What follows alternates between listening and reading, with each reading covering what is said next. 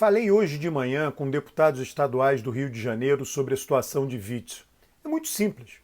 Witzel, o governo de Witzel foi dominado pelas indicações do pastor Everaldo. O pastor Everaldo, dono do PSC, a pessoa que domina o partido que lá desde o início abraçou a candidatura de Witzel. Witzel foi eleito pelo PSC. Então as indicações do pastor Everaldo dominaram totalmente, as indicações para cargos no governo Witzel foram dominadas pelo pastor Everaldo. Resultado, a Assembleia, os deputados estaduais, não indicaram para cargos. E Witzel foi sendo avisado desde o início do governo o erro que ele estava cometendo.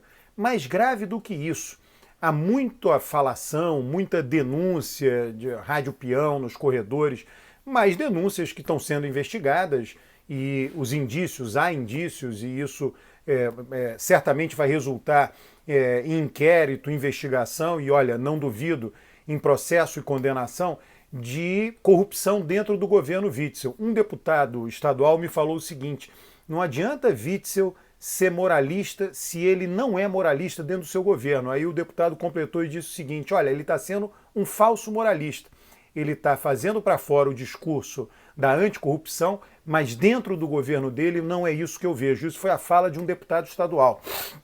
Vamos ver, né? Tudo demanda apuração, não sejamos inquisitoriais, né? Não façamos aquele erro de onde há fumaça, há fogo. Mas o fato é que é essa percepção, é essa visão de deputados estaduais da Assembleia Legislativa do Rio de Janeiro. Isso diz o destino de cada um da antipolítica. Vamos pegar os principais emblemas, os principais ícones da antipolítica. Bolsonaro, Witzel, Romeu Zema em Minas Gerais. Tem outros pelo Brasil, tá? Com menor importância ou menor envergadura em função de estarem em estados menores do que esses. Né? Todos aqueles que foram eleitos pela antipolítica, eles não têm saída. O ambiente institucional do Brasil é muito denso.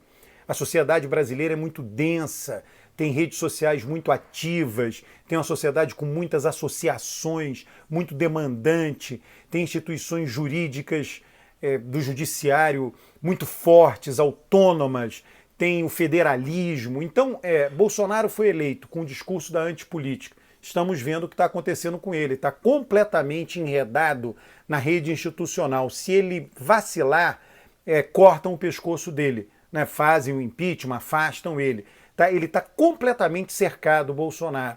E agora teve que incorporar o Centrão em seu governo. Não teve jeito, fez o discurso da antipolítica, falou mal do Centrão o tempo inteiro na campanha eleitoral, falou mal do Centrão o tempo inteiro no primeiro ano do governo dele, e agora o Centrão entrou de peito aberto dentro do governo Bolsonaro. Witzel não teve um Centrão, não compôs com a Assembleia Legislativa do Rio. Hoje nós estamos no iniciozinho, na primeira semana, segunda semana de junho. É muito provável que Witzel perca o mandato, a Assembleia toda. O que aconteceu com a Assembleia? Sempre a pergunta que eu fiz aos deputados estaduais com os quais eu conversei.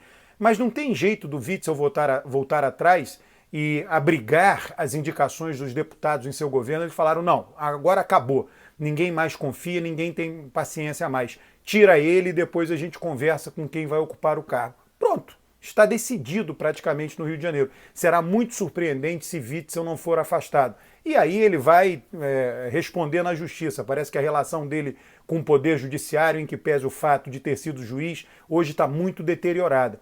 Romeu Zema está muito mal com a Assembleia de Minas. O que aconteceu é que a pandemia pressionou tanto a Assembleia quanto o Romeu Zema se comporem lá de alguma maneira para tomarem medidas de combate à pandemia. Mas passado o pior da pandemia, ou passado a pandemia, no ano que vem a situação vai ficar ruim novamente na relação Zema-Assembleia Legislativa de Minas Gerais. E cada um da antipolítica vai ter seu destino. Witzel sofre impeachment, Bolsonaro ninguém sabe se vai ter impeachment ou não. Pode sim sofrer o impeachment, pode ser afastado, mas se ficar, vai ficar no colo do Centrão. E Zema, o prefeito de Belo Horizonte, Alexandre Calil, tem uma avaliação muito boa, vai disputar a reeleição, é o franco favorito, podendo até vencer em primeiro turno, e vai fazer aquela trajetória típica de prefeito eleito, reeleito e depois candidato ao governo de estado.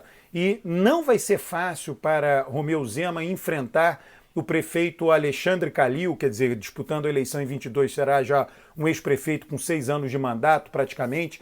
Ele vai ser muito difícil para Zema enfrentar o prefeito, o Alexandre Calil. E aí vai também ter o seu destino a antipolítica. A antipolítica vem, entrou, e aí vai sendo expelida novamente, né? Ainda que tenha o seu eleitorado antipolítica, eu mesmo, né, se vocês aí que comentam meus vídeos na internet forem ver, tem vários comentários absolutamente antipolítica, mas tem que encarar a realidade. Lamento, realpolitik. Nós temos instituições, o Brasil tem assembleias legislativas que têm autonomia, o Brasil tem judiciário que tem autonomia, o Brasil tem Ministério Público que tem autonomia. Todas essas, quando eu digo que as instituições estão funcionando, eu não digo que as instituições sejam perfeitas, elas não são, nem no Brasil, nem em lugar nenhum do mundo. Né? As instituições são, sim, imperfeitas, como é o ser humano é imperfeito. O ser humano não é governado por deuses, as instituições não foram elaboradas e não são ocupadas por deuses. As instituições, sim, estão funcionando, mas não é sinônimo das instituições são perfeitas. As instituições são e sempre serão imperfeitas, mas elas funcionam. E a principal característica das instituições brasileiras é forçar o consenso. Quem não busca o consenso se dá mal. Bolsonaro não busca o consenso, está se dando mal. Witzel não buscou o consenso, vai ser afastado, vai ser deposto do governo do Rio de Janeiro. Romeu Zema não busca o consenso, não consegue aprovar nada importante que seja de seu interesse na Assembleia de Minas Gerais. Então, essa é a principal característica das instituições brasileiras. Sem morar em outro país, quer dizer, somente estudando outros países, é difícil ter, digamos assim, a percepção exata do funcionamento das instituições. Se a gente pega o caso francês, a França sempre foi um país muito centralizado no poder executivo central, muito centralizado em Paris. Né? Todos os relatos da Revolução Francesa, né, e até hoje é um pouco assim, diziam, olha, a Revolução aconteceu em Paris. O restante, os outros departamentos da França ficavam esperando o que acontecia em Paris e eles replicavam, repetiam nas outras localidades os fatos de Paris, o que acontecia em Paris. A França tem um distrito lá, um bairro de Paris, sétimo bairro, 7e arrondissement, que toda a elite francesa estuda ali, a escola que treina a elite francesa, governante, está ali, os órgãos da burocracia francesa, os principais ministérios estão ali, a residência do presidente, a residência do primeiro-ministro, a residência de quem trabalha no governo, então é um bairro praticamente. Eles se encontram na rua, nas burocracias, nos elevadores dos prédios públicos.